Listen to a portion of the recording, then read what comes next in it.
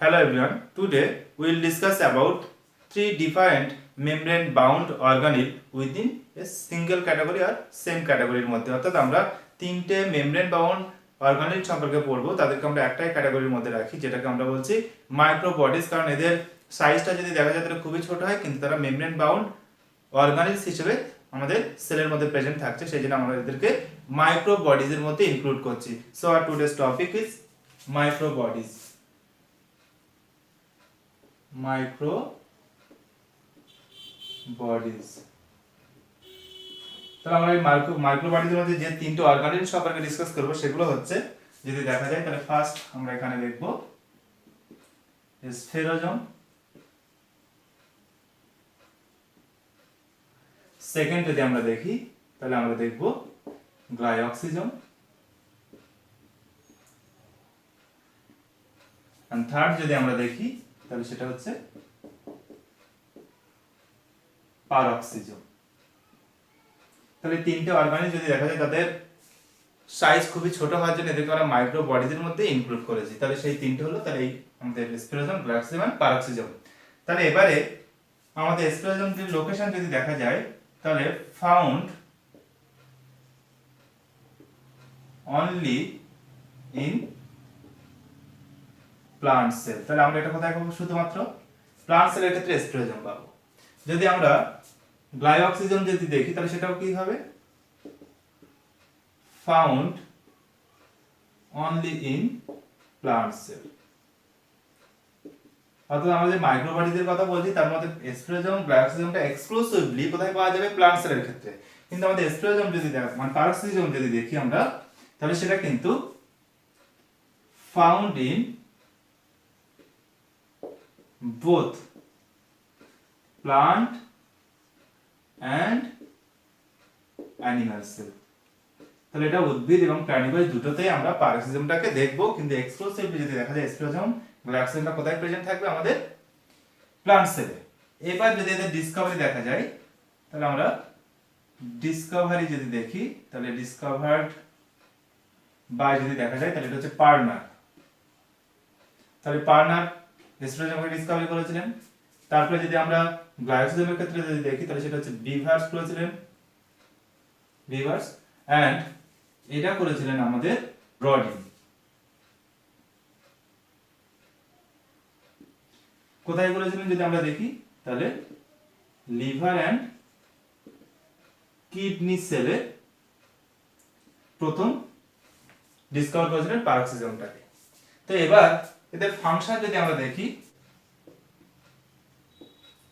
Function, তাহলে প্রথমে আমরা স্ফেরোজমের ফাংশনটা যদি দেখা যায় তাহলে এটা কি করে? এর মধ্যে কি আছে? এর মধ্যে অ্যাসিডিক হাইড্রোলাইটিক এনজাইম প্রেজেন্ট থাকে। তাহলে এর মধ্যে কি আছে? অ্যাসিডিক হাইড্রোলাইটিক এনজাইম প্রেজেন্ট থাকছে। ফলে এর ফাংশনটা কি হবে? অবশ্যই ডাইজেশন, অর্থাৎ এটা ডাইজেশনে বা পরিপাকে সাহায্য করছে যেহেতু এর মধ্যে অ্যাসিডিক হাইড্রোলাইটিক এনজাইম আছে লাইক দা লাইসোম। তাহলে অ্যানিমাল সেলে যে লাইসোম থাকে তার মধ্যে অ্যাসিডিক হাইড্রোলাইটিক এনজাইম প্রেজেন্ট থাকে, সেটাও ডাইজেশন হেল্প করছে। একই রকম আমরা স্ফেরোজমটাকে লাইসোমের সঙ্গে সমতুল্য ধরতে পারি বা সেম ধরতে পারি, মানে এর মধ্যে অ্যাসিডিক হাইড্রোলাইটিক এনজাইম প্রেজেন্ট থাকে এবং তারা ডাইজেশনে হেল্প করছে। তাহলে আমরা কোথায় পাবো এক্সাম্পল? তাহলে যেসব কোষের মধ্যে স্টোরেজ বা স্টোরড ফুড থাকবে সেটাকে ডাইজেস্ট করার জন্য সেখানে আমাদের বেশি বেশি কি থাকবে? স্ফেরোজম। যেমন আমরা এখানে বললাম যে এন্ডোস্পার্ম।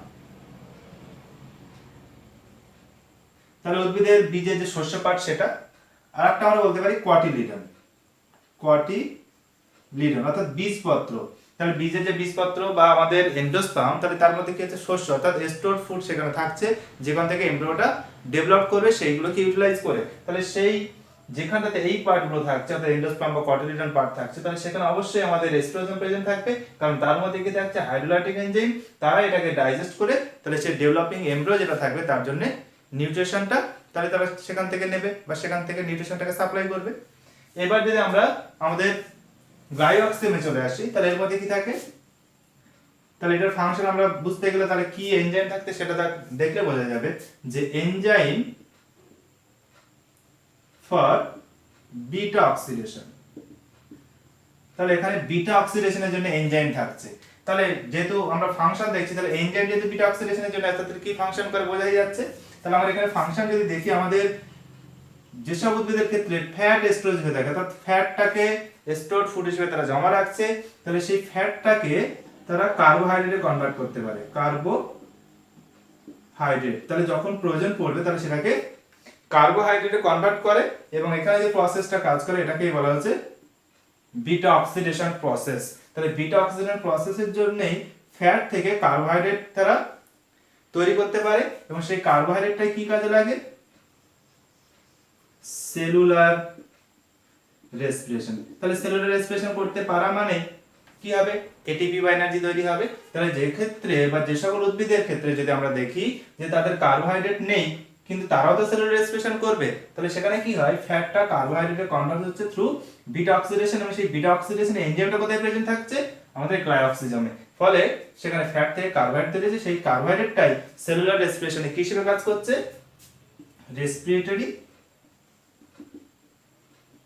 Respiratory substrate. তাহলে আমরা কোথায় পাবো গ্লাইকোজোম? তাহলে যে সকল উদ্ভিদের কোষে ফ্যাট স্টোরড হয় তাহলে সেখানে আমরা পাবো। যেমন আমরা एग्जांपल দিলাম পিনাট, তাহলে एग्जांपल নিলাম আমরা পিনাট। আর একটা কি নিলাম? আমাদের ক্যাস্টার সিড। তাহলে ক্যাস্টার সিডের মধ্যে আমরা কি দেখেছি? যে এলাইওপ্লাস্ট, অর্থাৎ সেখানে ফ্যাট স্টোরেজ হয়। তাহলে সেখানে প্লাস্টের মধ্যে ফ্যাট স্টোর হচ্ছে, তাহলে সেই ফ্যাটটাকে কার্বোহাইড্রেটে কনভার্ট করতে হবে। তাহলে সেরকম কোষের মধ্যে বা ক্যাস্টার সিডে, পিনাট, এইগুলোতে যেহেতু ফ্যাট স্টোর হয়ে থাকছে, তাহলে সেখান থেকে কার্বোহাইড্রেট তৈরি করার প্রয়োজন পড়বে। তাহলে সেই সকল কোষের মধ্যে বা সেই সকল উদ্ভিদ কোষে আমরা কি পাবো? গ্লাইকোজোম। অর্থাৎ যে মাইক্রোবায়োটিজের যে কোষে প্রয়োজন তাহলে সে ঠিক সেই কোষেই প্রেজেন্ট থাকছে। তাহলে এখানে স্প্লেজমটা যেহেতু হাইড্রোলাইটিক এনজাইম আছে, তাহলে সেখানে কোথায় প্রেজেন্ট থাকছে? যেখানে স্টোরড ফুড আমাদের এন্ডোস্পার্ম বা কটিলিডন আছে, তার মধ্যে যে স্টোর ফুড আছে সেটাকে ইউটিলাইজ করার জন্য সেখানে স্টোরেজ প্রেজেন্ট থাকছে। যেখানে ফ্যাট স্টোর হয়ে থাকছে তাহলে সেখানে কার্বোহাইড্রেট উৎপাদনের জন্য বিটা অক্সিডেশন দরকার, তার জন্য সেই কোষের মধ্যে আমাদের গ্লাইকোজোম থাকবে। কিন্তু আমাদের পারক্সিজম যদি আমরা দেখি, তাহলে আমাদের পারক্সিজমটা কি হচ্ছে? প্লান্ট অ্যানিমাল দুটোর ক্ষেত্রেই থাকছে, এবং এখানে যে এনজাইম থাকে, তাহলে এখানে আমরা ফাংশনের জন্য এনজাইমের কথা যেটা বলবো, তাহলে এখানে দুটো এনজাইম থাকে। একটা হচ্ছে আমাদের ক্যাটালেজ, এবং সেকেন্ড যদি আমরা দেখি তাহলে এখানে হচ্ছে পারঅক্সিডেজ, অথবা আমরা শুধু অক্সিডেজ বলতে পারি। তাহলে এই দুটো এনজাইম থাকে। তাহলে এই দুটো এনজাইম কি করে? তাহলে এখানে যে uric acid and amino acid যেটা থাকে সেলে বা যেটা ডাইজেস্ট হচ্ছে, তাহলে ইউরিক অ্যাসিড, অ্যামাইনো অ্যাসিড এদের ডাইজেশন হওয়ার পরে এখান থেকে কি ফর্মেশন হয়? এখান থেকে যদি দেখা যায় হাইড্রোকার্বন তৈরি হবে, প্লাস এখানে তৈরি হবে H2O2। তাহলে এখানে ইউরিক অ্যাসিড, অ্যামাইনো অ্যাসিড থেকে কি ফর্মেশন হলো? Hydrocarbon plus H2O2। তাহলে আমাদের এই H2O2 যদি দেখা যায় তাহলে হাইড্রোজেন পারঅক্সাইড, তাহলে এটা কি খুব বেশি টক্সিক? তাহলে এটা হচ্ছে টক্সিক ফর সেল। তাহলে টক্সিকটাকে নন টক্সিক হতে হবে, তখন এই টক্সিক H2O2টা এটা ব্রেকডাউন হওয়ার পরে এখানে কি তৈরি হবে? আমাদের H2O প্লাস অক্সিজেন। তাহলে এই দুটো জায়গায় দুটো এনজাইম সাহায্য করবে। এখানটাতে সাহায্য করবে আমাদের ক্যাটালেজ, এবং এখানটাতে সাহায্য করবে আমাদের পারঅক্সিডেজ, আর আমরা বলতে পারি শুধু অক্সিডেজ।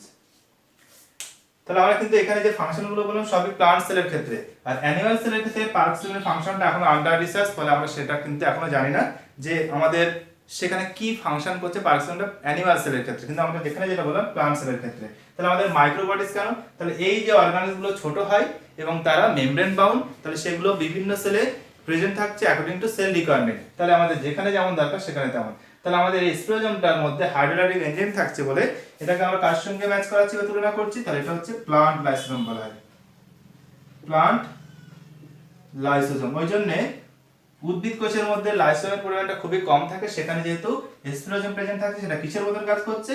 লাইসোজোমের মতন। ওই জন্য আমরা স্প্লেজমটাকে প্লান্ট লাইসোজোম বলছি। তাহলে সেখানে অ্যাসিডিক হাইড্রোলাইটিক এনজাইম প্রেজেন্ট, এখানে আমাদের বিটা অক্সিডেশন এনজাইম প্রেজেন্ট। তাহলে গ্লাইকোজোম সেই কোষের মধ্যে থাকবে যেখানে ফ্যাট বা স্টোরড ফ্যাট সেটাকে কি করতে হবে? কার্বোহাইড্রেট কনভার্ট করতে হবে, সেখানে প্রেজেন্ট থাকবে। তাহলে পারঅক্সিজম কি করছে কোষের? তাহলে সেখানে এনজাইম থাকছে ক্যাটালেজ, পারঅক্সিডেজ। তাহলে এই অর্গানিজম গুলো আমরা যদি দেখি তাহলে একই কোষের মধ্যে সবগুলো থাকতে পারে, আবার একই কোষের মধ্যে যে কোনো একটা বা একটা কোষের মধ্যে যে কোনো দুটো থাকতে পারে। তাহলে সেটা ডিপেন্ড করছে কোষের রিকোয়ারমেন্ট কি আছে তার উপরে।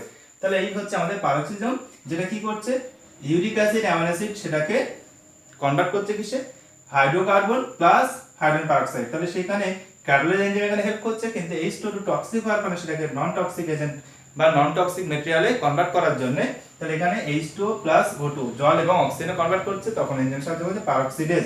তাহলে সেই জন্য এটার নাম দেওয়া হচ্ছে পারঅক্সিজম। আর কি ফাংশন করে, তাহলে পারঅক্সিজমের ক্ষেত্রে আরো একটা আমরা ফাংশন দেখব।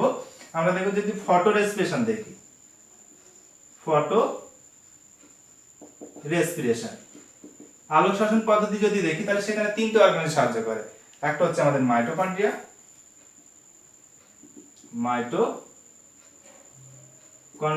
একটা হচ্ছে আমাদের ক্লোরোপ্লাস্ট, এবং অ্যানাদার হচ্ছে যদি আমরা দেখি সেটা হচ্ছে আমাদের পারক্সিজম।